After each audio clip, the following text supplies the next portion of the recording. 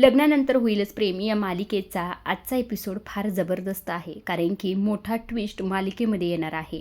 2 महिन्याचा अक्षरशः लीप आलेला आहे आणि काव्याला 7वा महिना लागलेला आहे आणि आर्याला 4था महिना लागलेला आहे.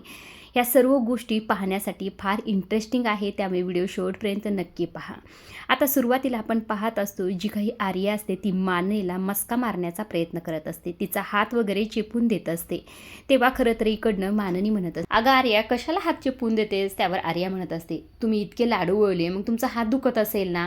असं म्हटल्यावर माननी म्हणत असते, अगं तुला मगाशीच सांगितलं मी लाडू नाही वळले, मुलांनी वळले ते. त्यावर इकडनं आर्या म्हणत असते, पण आता तुम्हाला बरं वाटतंय ना. हो मला छान वाटतंय गं, तुला छान चेपून देता येतं. पण तुला खरं सांगू का, मला असं दुसऱ्यांकडनं सेवा वगैरे करून घ्यायला अजिबातच आवडत नाही, पण मस्त वाटला, थँक्यू. त्यावर आर्या म्हणतच, थँक्यू काय म्हणताय, मगाशी हक्काने तुम्ही मला लाडू खाऊ घातला, मग आता थँक्यू म्हणून पर्क करताय का. त्यावर मानानी म्हणत असते, अगं पर्क वगैरे नाही म्हणत मी, म्हणजे तू कशाला उगाच टेन्शन घेतेस असं म्हणते. म्हणजे बघ ना, तू गरोदरच आता, परत हॉस्पिटल चालवतेस, खरं तर तुला आरामाची गरज आहे म्हणून म्हटलं मी.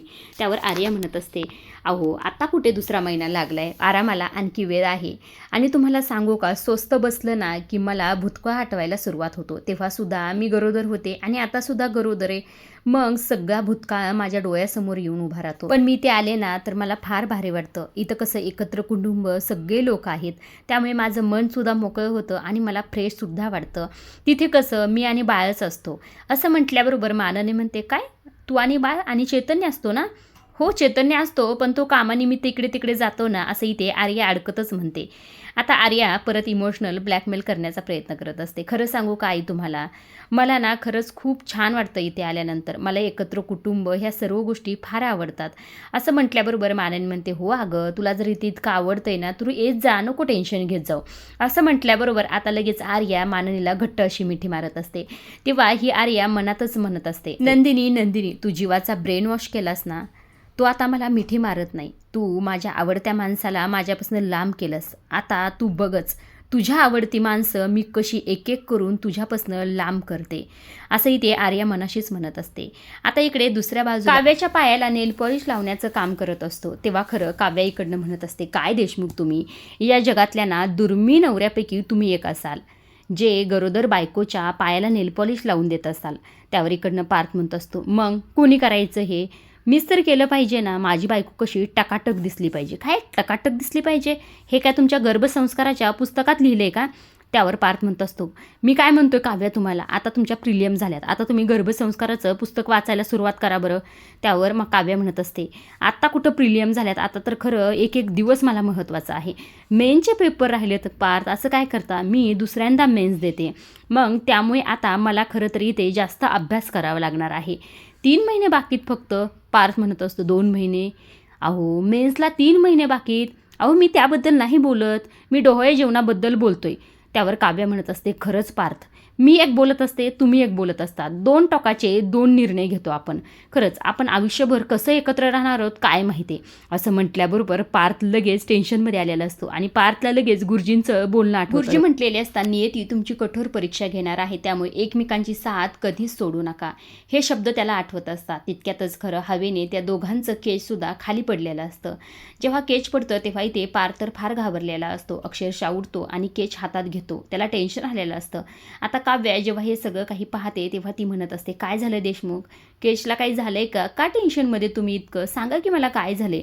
तेव्हा पार्थ परदेशीन काव्याचा हात हातात घेतो आणि काव्याला म्हणत असतो, काव्या मला तुम्ही प्रॉमिस करा की तुम्ही माझी साथ कधीही सोडणार नाहीत. काय बोलताय देशमुख तुम्ही अचानक असं. काव्या मी काय म्हणतोय, वचन द्या की मला, कधी सोडणार नाहीत ना माझी साथ, आपल्यामध्ये रामायण घडून नाही द्यायचं मला. असं म्हटल्याबरोबर काव्या म्हणत असते, काय देशमुख तुम्ही, मी म्हणतोय ना काव्या मला वचन द्या. त्यावर काव्या म्हणत असते, हे बघा मी तुम्हाला वचन देते, मी सतत तुमच्या मानगुटीवर अशीच बसेल, मी तुमचा हात, तुमचे बोटे आणि तुमची कधीही सोडणार नाही. देशमुख समजलं का तुम्हाला. त्यावर पार्थ म्हणत असतो, कुठून सुचतं तुम्हाला एवढं सगळं काही. आता यांचं बोलणं सुरू असतं. तितक्यातच 11:11 झालेले असतात. तेव्हा पडदिशीनं आता जी काही काव्या असते ती युनियर्सला विष मागत असते. तेव्हा पार्थसुद्धा इकडनं म्हणत असतो, युनियर्स खरं तरी ते काव्या आणि मला कधीही वेगळं करू नका. आमच्यात कितीही संकट आले, आमच्यावर कितीही दुःखाचा डोंगर आला तरीसुद्धा आम्हाला कायम एकत्र ठेवा, असंही ते पार्थ म्हणत असतो. आता दोघेही एकमेकांना मिठी मारतात. आता इकडे दुसऱ्या बाजूला जे काही मिथुन काका असतात त्यांचं कोडं सोडवणं सुरू असतं. तितक्यातच इकडनं माननी आलेली असते. इथे माननीच्या हातात तुळशीचं रोपटं असतं. त्यामुळे मिथुन काका म्हणत असतात, तुळशीचं रोपटं कुठून आणलं वहिनी तुम्ही? त्यावर इकडनं माननी म्हणत असते, अहो काय ना, बाहेर दिंडी सुरू होती मुलांच्या स्कूलची आणि त्यातल्या विठ्ठल रुक्माईनी मला ते रोपटं दिलं. असं म्हटल्याबरोबर मिथुन काका म्हणत असतात, खरंच भारी की, रोपटं लावणं हे तर पुण्याचंच काम आहे, पण लहान मुलांच्या हातून ते मिळणं म्हणजे देवाचा आशीर्वादच आहे वहिनी. त्यावर इकडनं माननी म्हणत, हो अगदी बरोबर आहे. तुम्हाला एक गोष्ट सांगू का मिथुन भाऊजी, खरं तर त्या छोट्या छोट्या बाळांना बघितलं ना, मुलांना बघितलं ना, तेव्हा जीवा आणि पारच्याच बाळाची मला आठवण झाली. बघा ना, म्हणजे काही महिन्यात त्यांचे बाळ येतील, त्यानंतर काही वर्षात ते स्कूलला सुद्धा जातील. मग त्या दोघांचे बाळ नंदिनी आणि काव्य त्यांना छान तयार करतील आणि मी आणि विक्रम त्यांच्या बोटाला धरून अशाच कार्यक्रमाला घेऊन जाऊत.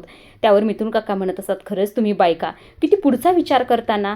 माननी म्हणत असते, पुढचा काय मिथुन भाऊजी, अहो 2 महिन्यात डोळे जेवण येणार आहे काव्याचं. मग काव्याला 7वा महिना, नंदिनीला 6वा महिना. मिथुन भाऊजी आपल्याला वेळ सुद्धा मिळणार नाही तयारीला, असे भरकन दिवस निघून जातील, असे ते माननी मिथुन काकांना म्हणत असते. आता ते रोपटं मोठं होत असतं. 2 महिन्यांनी अक्षरशः ते सीन दाखवलेला आहे.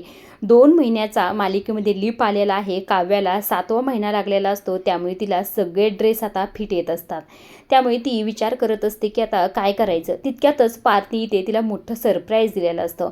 अक्षरशः 10-12 इथे ड्रेस तिच्यासाठी आणलेले. काव्या जेव्हा हे सगळं काही पाहते तेव्हा काव्याला फार आनंद झालेला असतो. काव्या एक एक ड्रेस काढत असते आणि ते लावून पाहत असते. ती फार खुश असते. आता पार्थी खरं तर गर्भसंस्काराचं पुस्तक सुद्धा तिच्यासाठी आणलेलं असतं.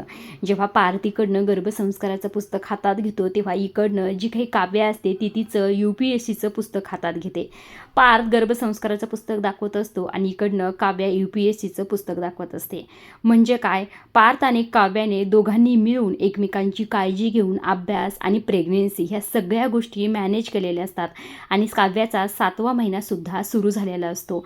काव्याचं डोळे जेवणसुद्धा लवकरच येणार आहे. इकडे दुसऱ्या बाजूला सुद्धा आर्याचे सोनोग्राफीचे रिपोर्ट आलेले असतात आणि आर्याला सुद्धा 4था महिना लागलेला असतो. जेव्हा नंदिनी ते रिपोर्ट पाहत असते तेव्हा इथे नंदिनीला फार भरून आलेलं असतं. तिच्या डोळ्यातून आनंद अश्रू वाहत असतात. तिच्या आयुष्यात जे काही बाळाचं सुख असतं ते आर्यामुळे भेटणार असतं. तिला फार आनंद होत असतो. तेव्हा इकडनं जेव्हा हे सगळं काही पाहतो तेव्हा जीवा तिच्या हातातली ती फाईल खाली ठेवतो आणि तिच्या हाताला किस करत असतो. जेव्हा जीवा हे सगळं काही करत असतो तेव्हा मात्र ह्या आर्याचा जळफाट होत असतो. तेव्हा इकडनं नंदिनी जीवाला म्हणत असते, आपल्या बाळाचे सोनोग्राफीचे रिपोर्ट 4 महिने कधी निघून गेले हे कळलं सुद्धा नाही जीवा. किती छान दिसतंय ना आपलं बाळ. आपल्या बाळाने आता आकार घ्यायला सुद्धा सुरुवात केली, असे ते नंदिनी सांगत असते. दोघेही फार खुश असतात. तेव्हा खरं तर जीवा आर्याला म्हणत असतो, आर्या थँक्यू सो मच. तुझ्यामुळे खरं तर आमच्या आयुष्यात एवढा मोठा आनंद आलाय. तुझे हे उपकार आम्ही कधीही विसरणार नाहीत, असंही ते जीवा म्हणत असतो. तेव्हा नंदिनी सुद्धा आर्याचं कौतुक करत असते. ती म्हणत असते, खरंच आर्या तुझ्यामुळे खरं तर हे सगळं काही झाले आणि विशेष थँक्यू म्हणजे गेल्या 2 महिन्यात तू स्वतःची आणि बाळाची खूप काळजी घेतली, त्यामुळे थँक्यू सो मच. तुझ्यामुळे आमच्या आयुष्यात एवढा मोठा आनंद आला, असंही ते नंदिनी तिचं कौतुक करत म्हणत असते आणि तिला थँक्यू म्हणत असते. या आर्याच्या मनात मात्र वेगळंच काळबंद्र सुरू असतं. इकडे जीवा म्हणत असतो, नंदिनी ऐक ना, म्हणजे आपलं बाळसुद्धा किक मारेल ना आता. म्हणजे जेव्हापासून काव्या आणि पारचं बाळ किक मारतं हे ऐकल्यापासून मला वाटतं आपलं बाळ कधी मारायचं, म्हणजे मला ते सगळं काही अनुभवायचं आहे.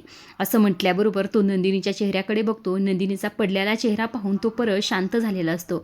तेव्हा इकडनं जी काही आर्या असते ती मुद्दाम म्हणत असते, तुला अनुभवायचंय ना, मग तू अनुभवू शकतोस माझ्या पोटावर हात ठेवून, तू बाळ फील करू शकतोस, असंही ते आर्या म्हटल्याबरोबर जीवा नंदिनीच्या चेहऱ्याकडे पाहत असतो. नंदिनीचा चेहरा पडल्याला पाहून आता जीवासुद्धा शांत झालेला असतो. आता इकडे दुसऱ्या बाजूला इकडे माननीची काव्याच्या डोह्या जेवणाची तयारी सुरू असते. गुरुजींशी एकदा बोलावं लागेल आणि छान मुहूर्त काढावा लागेल, असंही ते माननीचं स्वतःच्याच मनाशी बोलणं सुरू असतं. तितक्यातच इकडनं पार्थ आलेला असतो. पार्थ लगेच पडदेशीन तिच्या अंगावर साडी. तेव्हा माननी म्हणत असते, काय रे कुणासाठी, वाव छान आहे की साडी. आता पार्थ मुद्दाम म्हणत असतो, बाबांसाठी. काय रे मेल्या, अरे आई कसं ग तुझं, तुझ्यासाठी आणली ना. अरे पण असं अचानक कसं काय म्हणून विचारलं. काय नाही, मी काव्यासाठी भरपूर सारे ड्रेस आणलेत म्हणून म्हटलं चला आईसाठी सुद्धा एक साडी घेऊन जा. त्यावर माननी म्हणत असते, बरं झालं काव्यासाठी ड्रेस आणलेस बाबा, कारण की तिला पहिले ड्रेस अजिबातच येत नाहीत. आता मीच तुला म्हणणार होते, कुठे काव्या, तितक्यातच इकडनं काव्या ड्रेस घालून बाहेर आलेली असते. आता काव्याला जेव्हा माननी पाहते तेव्हा खरं तर माननीला फार बरं वाटलेलं असतं. माननी म्हणत असते काय गोड दिसती माझी काव्या. असं म्हटल्यानंतर आता काव्या माननीच्या शेजारी बसते आणि म्हणत असते छान तर दिसते ना मी. त्यावर माननी म्हणत असते अगं आत्ताच तर म्हटलं ना गोड दिसतेस तू, खरंच खूप छान दिसतेस.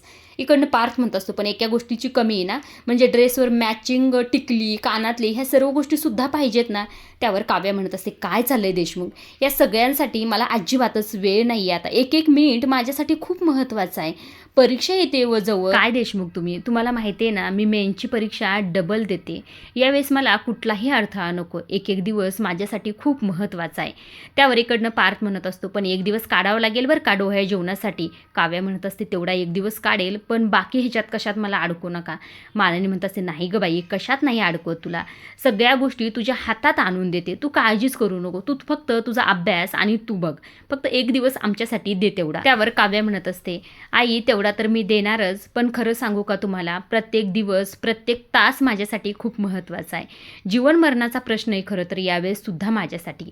असं म्हटल्याबरोबर माननी म्हणत असते अगं काव्या असं काय बोलतेस, हे सगळं काही बा ऐकतं बरं का, असं अजिबातच बोलायचं नसतं. काव्या म्हणत असते माझा अर्थ तसा नव्हता आई, पण मला फक्त म्हणायचं आहे की मला प्रत्येक क्षण महत्त्वाचा आहे. त्यावर माननी म्हणत असते बरं तू काळजी करू नको, आम्ही सगळेजण आहोत तुझ्यापाशी, सगळं काही तुझ्या हातात आणून देऊत आम्ही, तू फक्त अभ्यास करत राहा, तू काळजीच करू नको. असे ते माननी म्हणत असते. मला सांग बरं कधी आहे तुझा पेपर. त्यावर काव्या म्हणत असते 16 ऑगस्ट. आता माननीने लगेच मार्क करून घेतलेला असतो. इकडे हे सगळं काही ऐकलेलं असतं ते म्हणजे रम्याने. रम्याच्या डोक्यात लगेच काहीतरी प्लॅन शिजायला सुरुवात झालेला असतो. इकडे दुसऱ्या बाजूला आता जी काही आर्या असते ती म्हणत असते की तू जेव्हा माझ्या पोटावर हात ठेवू शकतोस. त्यावर इकडनं जीवा म्हणतो नाही नाही मला अजिबातच या गोष्टी अनुभवायच्या नाहीत असं म्हणून तो फाईल घेऊन बसतो. तेव्हा नंदिनी जीवाकडे पाहत असते आणि मनातच विचार करत असते मला कळतंय जीवा तुम्ही बाळाबद्दल किती इमोशनल आहात, तर मी तुम्हाला असं निराश होऊ देणार नाही. असं म्हणून आता जीवाला म्हणत असते मी काय म्हणते जीवा, तुम्ही अगदीच बाळाला फील करू शकता आणि का नाहीत करू शकणार, कारण की ते आपलं बाळ आहे आणि तुम्ही बाळाचे बाबा आहात. असं म्हणून आता नंदिनी जीवाचा हात घेते आणि आर्याच्या पोटावर ठेवायला जाते. जीवा पोटावर हात ठेवतोय म्हटल्याबरोबर हे आर्याला तर फार आनंद होतो. आर्या पडदिशीन स्वतःचे डोळे बंद करून घेते आणि थोड्या वेळाने उघडते तर काय, नंदिनीचा हात खाली असतो आणि जीवाचा नंदिनीच्या हातावर हात असतो. जेव्हा हे सगळं काही ती पाहते तेव्हा मात्र इथे आर्याचा पारा चढलेला असतो. तिला तरी ते फार त्रास होत असतो. जीवा आणि नंदिनी हे सगळं काही फील करत असतात, त्यामुळे त्यांना दोघांनाही फार आनंद होत असतो. जीवासुद्धा फार खुश असतो कारण की त्याला हे सगळं काही अनुभवायचं असतं आणि त्याला हे सगळं काही अनुभवायला सुद्धा भेटत असतं. पण मात्र हे सगळं काही तो करत असतो ते म्हणजे फक्त नंदिनीसाठी. मात्र आर्याला कळत नसतं नेमकं यांच्या दोघांचं चाललंय काय आणि जीवाला नेमकं माझ्या जाळ्यात अडकू कसं हेच तिला कळत नसतं. आजच्या पुरतं पुढील भाग तर आणखी धमाकेदार असणार आहे. रम्याला कळलेलं असतं की काव्याच्या परीक्षेची डेट 16 ऑगस्ट, त्यामुळे ती लगेच प्लॅनिंग करायला सुरुवात करत असते. ती वसूला म्हणत असते आपण असं काहीतरी करायला आहोत जेणेकरून तिच्या मनावर घाव बसेल आणि आपण जर हे करू शकलो ना तर पुन्हा एकदा या घरात 16 डिसेंबरसारखा धमाका आपण घडून आणू शकतो असंही ते रम्या वसूला सांगत असते. इकडे दुसऱ्या बाजूला जी काही नंदिनी असते तिने काव्याला कॉल केलेला असतो आणि तिला म्हणत असते जीवा जेवले का. तेव्हा काव्या म्हणत असते तो घरात असेल तर जेवेन ना. त्यावर नंदिनीला कळत नसतं. नंदिनी म्हणत असते ते तर मला म्हटले की मी घरी जेवायला जातोय, मग कुठे गेले असतील असंही ते नंदिनीला प्रश्न पडलेला असतो. आता खरं तर जीवा आर्याकडे गेलेला असतो कारण की आर्याने गाडी खराब झाली म्हणून असंही ते फोन करून जीवाला बोलून घेतलेलं असतं. तेव्हा खरं तरी ते आर्या जीवाला म्हणत असते तू काढलास कधी टॅटू. त्यावर जीवा म्हणत असतो मला आता टॅटूमध्ये अजिबातच इंटरेस्ट नाही. असं म्हटल्याबरोबर ही आर्या म्हणत असते आता नाही म्हणजे आधी होता का तुला इंटरेस्ट.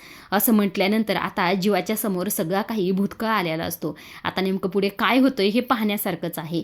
आजच्या पुरतं एवढंच. अशा डेली मालिकेचे अपडेट नवीन प्रोमो जर तुम्हाला जाणून घ्यायला आवडत असतील तर आपल्या चॅनलला जरूर सबस्क्राईब करा. तोपर्यंत पाहत राहा लग्नानंतर होईलच प्रेम. धन्यवाद.